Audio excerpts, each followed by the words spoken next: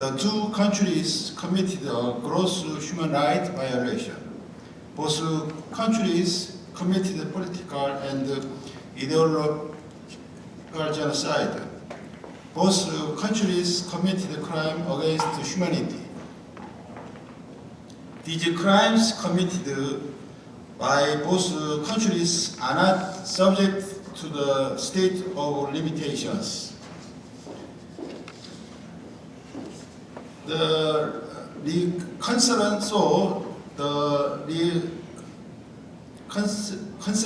prevention of massacre is very critical issue. To do so, remember human rights and peace education are very necessary. And social healing, please attention. 안녕하십니까, 이면옥입니다. Hello everyone. I'm so happy to be here, and I'd like to thank you for inviting me to this conference. And actually, I'm teaching social work and practice and policy at Jeju National University, and I'm very happy because as you know, Chicago Hull House. Have you heard about Hull House? Chicago Hull House is here, and I'm teaching about the Hull House, but I have never been here. And then I'm so happy. I have been to Hull House. Yesterday I was there. I have been to Hull House. It was very great. And now I'm start.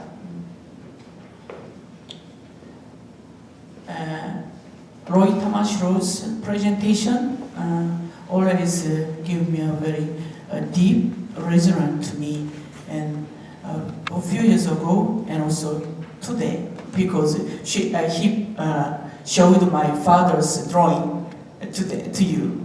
Thank you, Roy Tamashiro.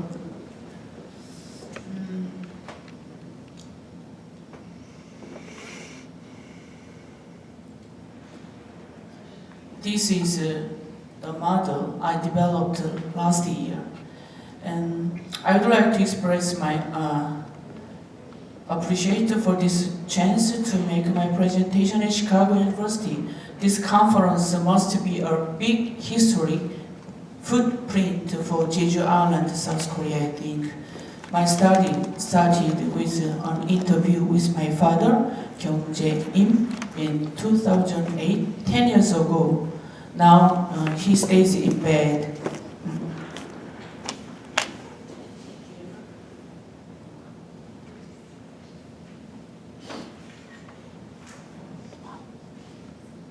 He's my father. He was drawing, and he had exhibition at the Jeju Sasam Peace Park. My father was a very strong and proud community leader all his life, but his drawings for 6 years showed me that he had hidden his horror and anxiety and sorrowful memory in himself. I defined it as trauma. Look at the drawings. Look at the red circle. When I was preparing for an exhibition in 2010, 8 years ago, I found myself attaching bandages here and there in the drawing. And I hid some drawings of my father's because I decided some of them should not be revealed. Because I had anxiety for fear that my family can stigmatize as red or see the red. I'm of the second generation, not to talk about Jeju Sasam. And I did not know anything about the Jeju Sasam before my father's drawing.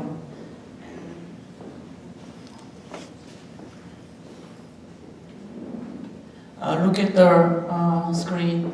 I was born in 1962 and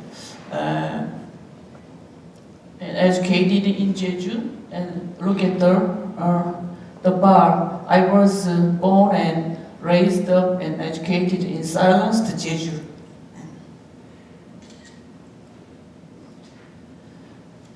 And I began to wonder what this anxiety is in myself as I'm teaching social work and practice at Jeju National University. My research was from viewpoint of social work and practice. And I made an assignment for my students at Jeju University to take some interviews with their grandfathers, grandmothers about Jeju Sasam in 2013, 2015, and 2016 in the same psychosocial approach I applied to my father. The students reported similar attitude that their grandparents showed during their interviews. That was anxiety, not to reveal their experience.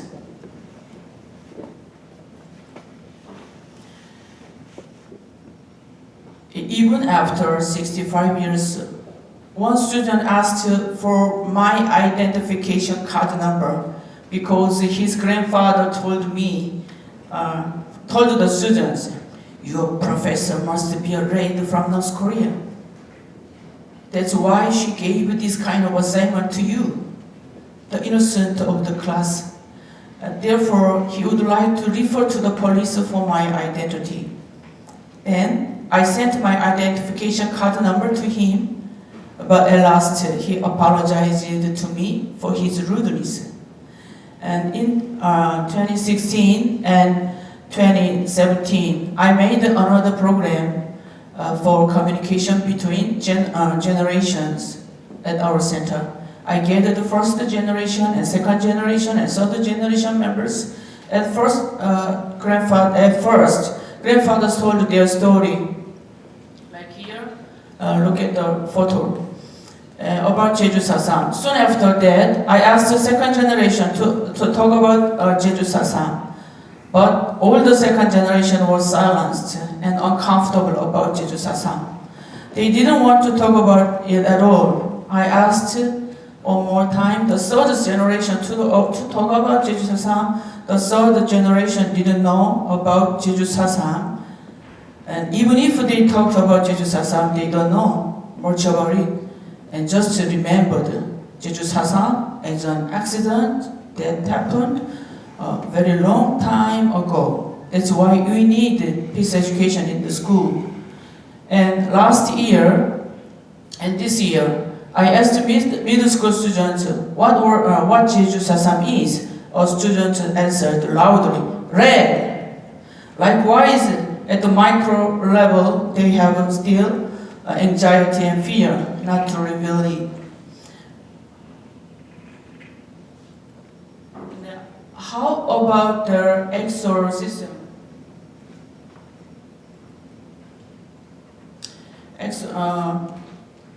How about exo-label? It is related to neighboring or local politics or mass media. I can talk about the victims in victims list in Jeju Sasam Peace Park. Look at this photo. And all the villages received so many victims killed in Jeju Sasam. But look at the red circle. Why one person in this village? My mother told me in this village, a lot of people were killed at that time. One of my mother's friends didn't report his father was victimized from the village. And she didn't want to report it. She has never visited the Jeju Sasam Peace Park to console his father's dead soul. And one more photo, right photo, look at that. Can you see the white stone? The white stone is in the Jeju Sasam Peace Park. As you can see that, nothing was written on the white stone. Why? No naming yet. The naming of Jeju Sasam is not exactly agreed and defined in Korean society yet over 70 years. That means conflicts to be solved yet. Therefore, you can see the evidences at the exo level that a lot of Jeju people still have anxiety, not to talk about Jeju Sasam over 70 years. And for macro level, here, I can talk about press media and national politics. This is related to chronal system of time.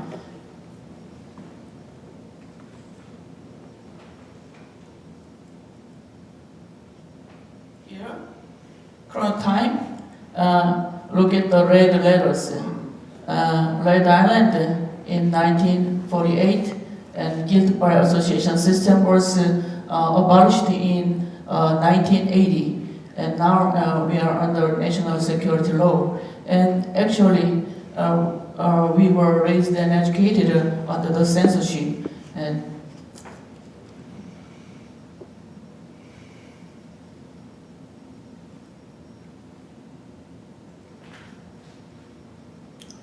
here, at the graph,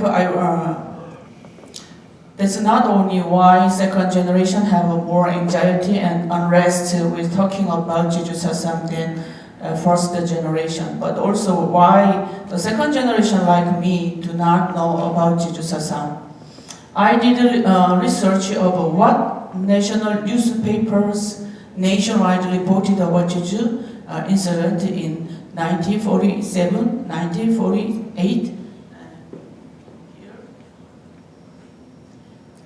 I searched for keyword Jeju Sate, Jeju accident or Jeju incident. And here, Jeju Sasam, my keyword Jeju Sasam, and my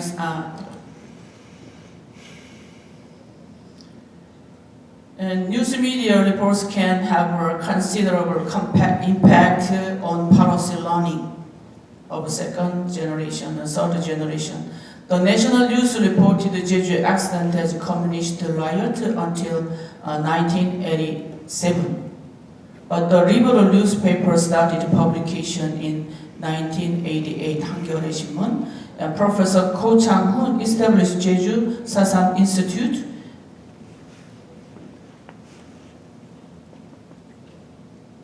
Ko Chang, can you see that? Yeah, Ko Chang did a great influence on Jeju Island.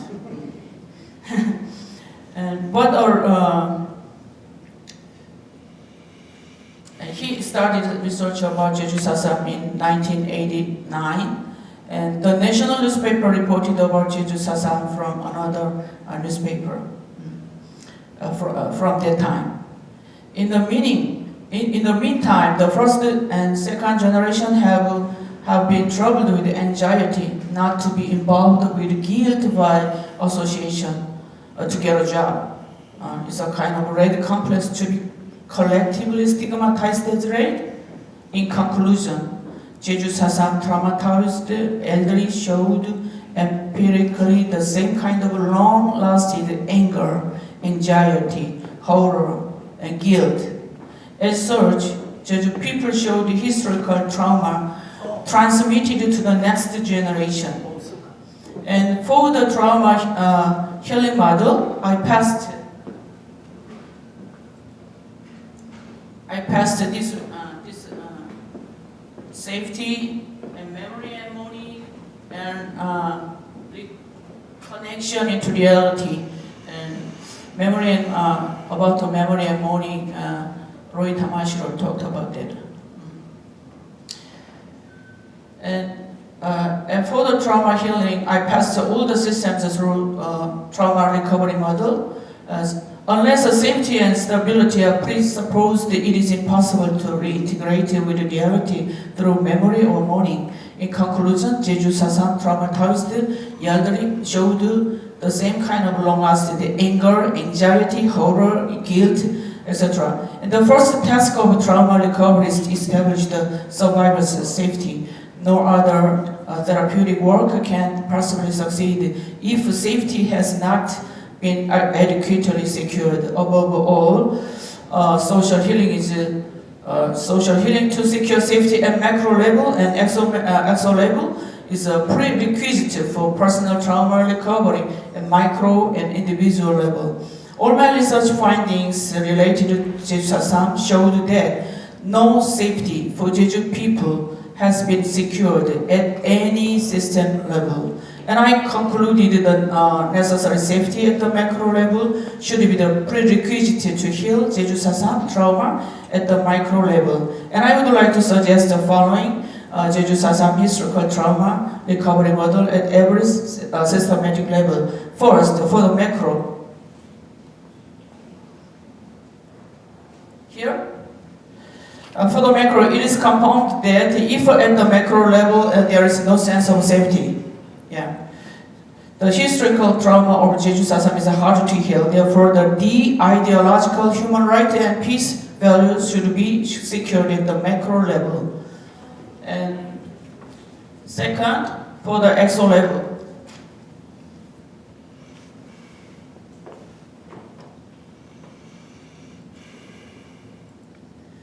For the exo level, public memory and mourning through social inclusion, conclusion symbols in local politics and local media should be changed.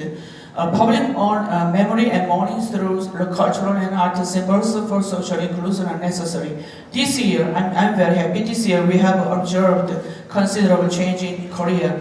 Jeju Bishop Peter Will Kang spread prayer nationwide in Catholic Church this year for the first time.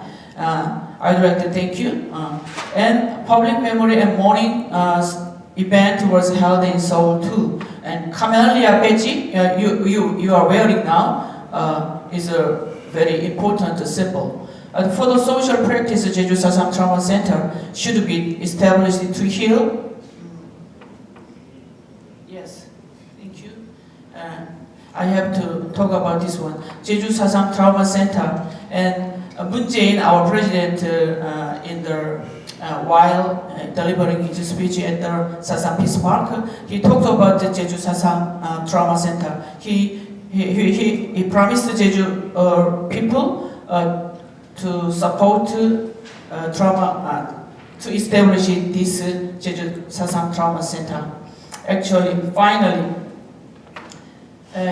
those who have experienced the trauma find themselves questioning human relationship on a base level of love, friendship, family, and community, leaving the survivor to recede into isolation. I underlined the recovery of human dignity to get over the trauma. The torn dignity caused by under stigma toward Jeju local people during Jeju Sasam should be healed and restored in macro, exo, major, and micro system through mutual understanding, respect, love toward a human being beyond ideology. At last, the torn dignity should be healed completely for Jeju Sasam historical trauma. Thank you, and thank you for listening. I would like to establish Jeju Healing Center against trauma in the nearest future. The next presentation made by 5 persons, educators in Jeju and graduate students and students of Jeju National University. The host speaker is Chgo. Please come. And Kim Sun Han and Dr. Kim. The other student, Jae Young Shin, is now just speak Singapore. Okay.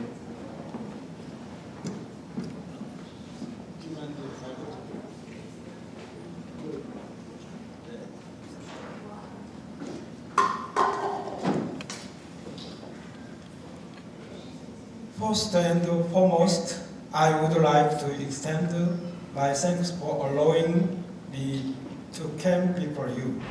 My name is Oh Seung-hak, and I am from Jeju, South Korea. I am currently a teacher for a local middle school in Jeju.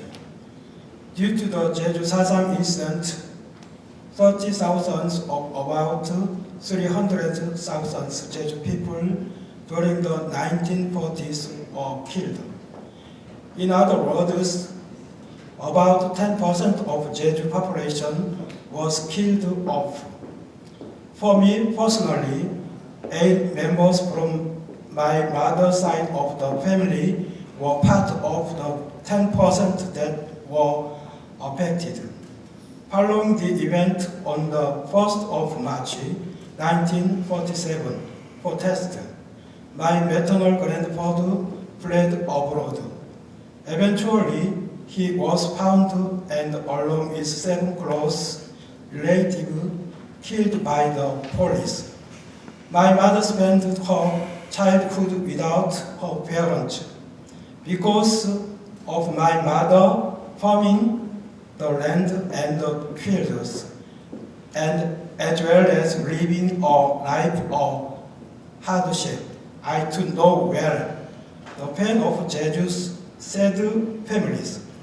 I did not receive formal education about the Jeju Sasam incident from the school system, but I learned about it after I graduated from university.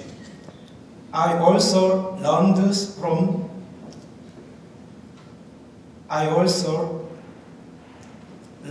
through my experience as a teacher by reading papers and pamphlets and booklets about the Jeju Sasam incident. I have a deep interest and major concern about Jeju Sasam education. With all due respect, it is because of this that we would like to discuss the importance of peace and human rights through Jeju Sasam awareness. Thank you very much. Thank you. The next speaker is Michael Sexton, graduate student for Public Administration, Jeju National University. Title is An Introduction to Jeju April 3rd Education in South Korea. Thank you. So, one of the reasons why we had Mr. O speak is, in this case, he's part of the teacher movement in Jeju, where they create almost all the curriculum about how Jeju Sasam has been taught. Recently that's changed, but if we go back 15 years ago, it was through efforts like Teacher O and Teacher Han, who is here. So to point out, even just a little while ago, what education about Sasam is going to be, I'm going to ask Kim Do-kyung some questions about his experiences of learning about Sasam through the current education system. Mind you, this is on Jeju, so we can assume that this would be the place with the most education compared to other places. So, Kim Do-kyung, when did you graduate?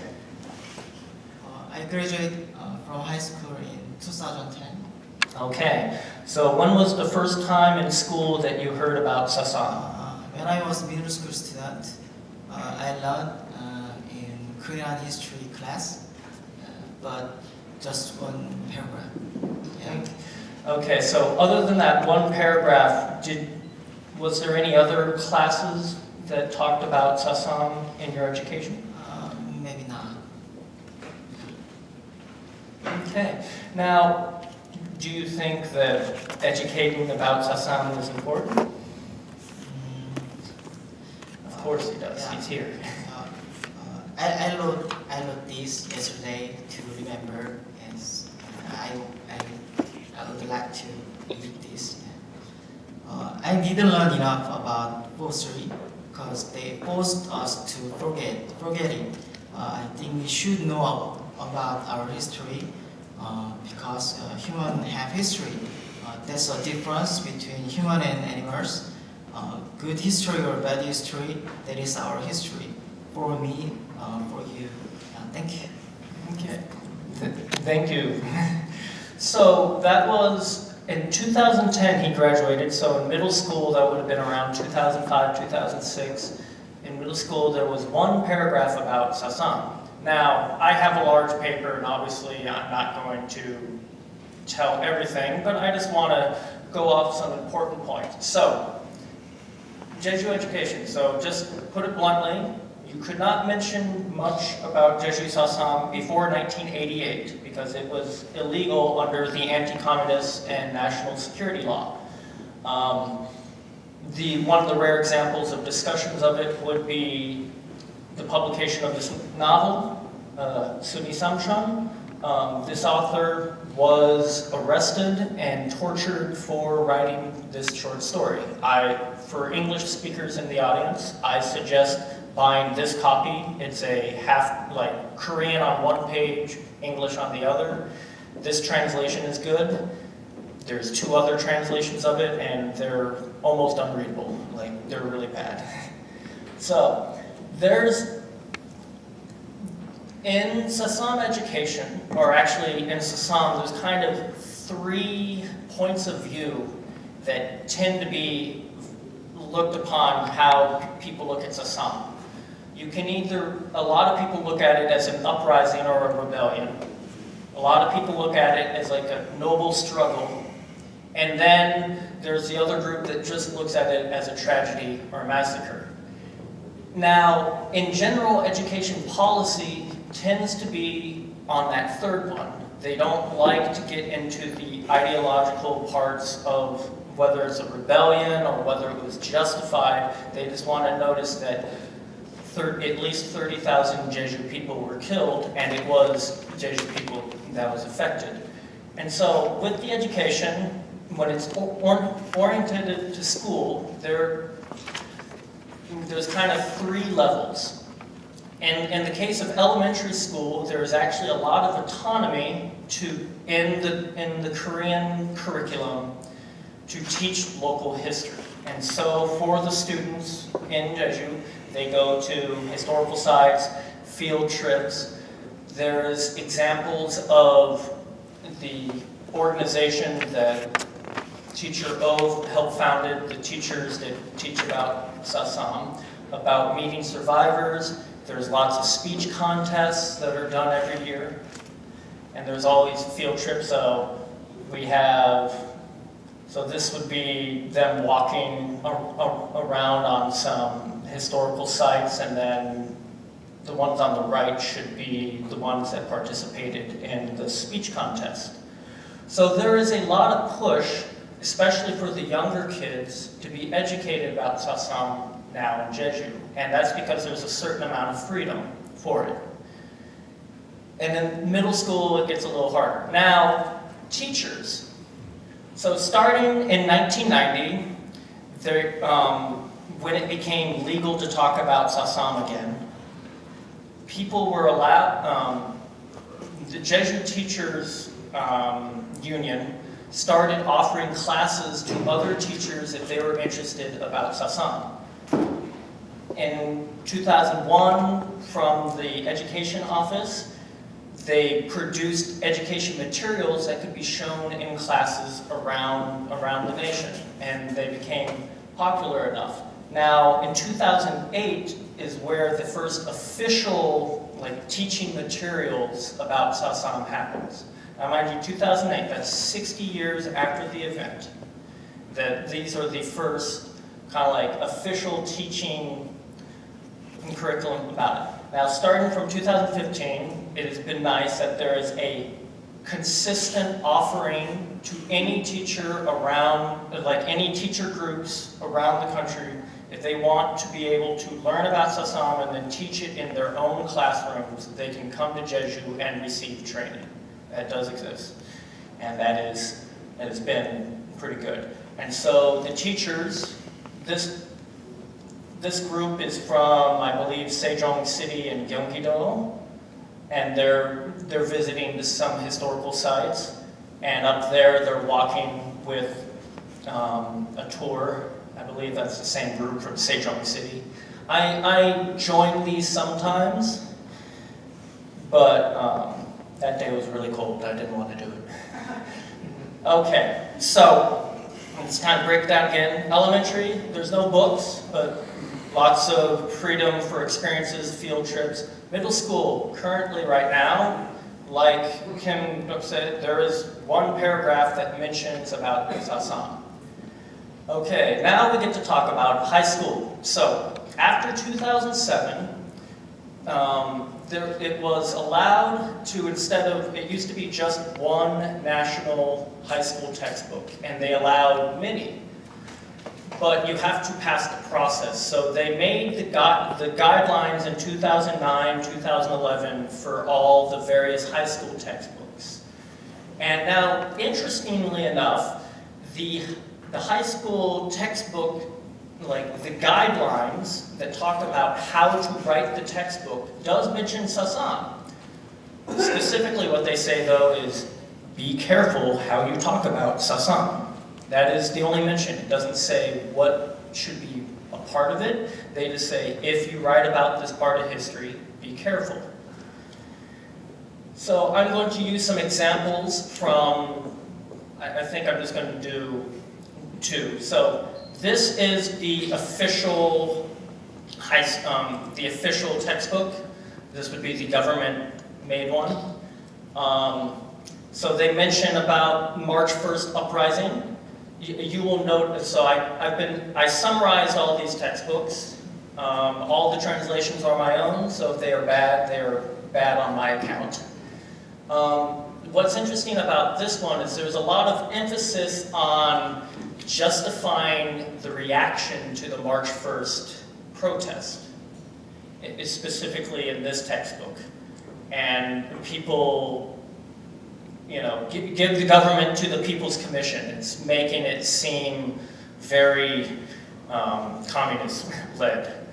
And so the reaction is just basically that the Southern Worker Party is uprising, general elections took place, and they attacked police and public institutions. So that's basically what they say about the attacks. They do very simple. And then they just kind of, lots of innocent people were died in the process. It was sad, and that's kind of the discussion of it. And then this would be from Lieber. The thing about them I don't like is they don't mention the March 1st incident at all. This textbook right now is actually the most popular textbook in Korean history classes.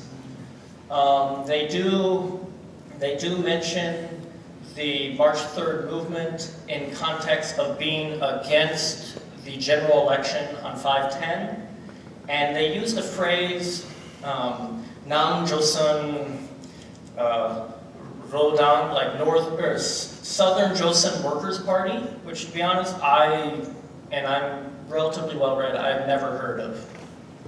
So they expand the Worker Party of Jeju Island to be a part